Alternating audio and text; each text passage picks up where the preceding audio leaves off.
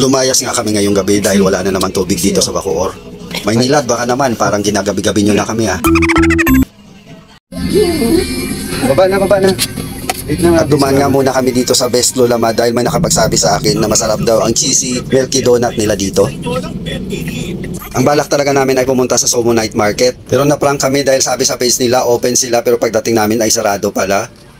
At tinanong nga namin yung guard kung bakit sarado at ang sabi ng guard due to power outage kaya nagsara na lang sila. Since ang balak namin ay magpahangin lang naman talaga kaya kahit dito sa parking pwede na. At ito na nga, niready ko na yung aming dalang camping chair para kahit papano makapag-relax din. At dahil nga sarado yung Somo Night Market, ang Lulama Cheesy Milky Donut ang aming savior dahil kung hindi kami nakabili, gutom talaga inabot namin.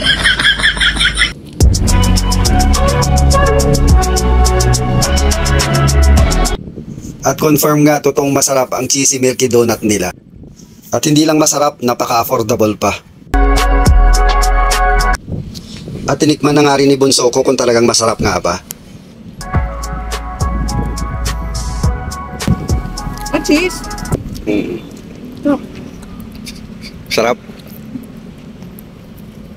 At maraming salamat sa panonood. God bless everyone. Hanggang dito na lang muna.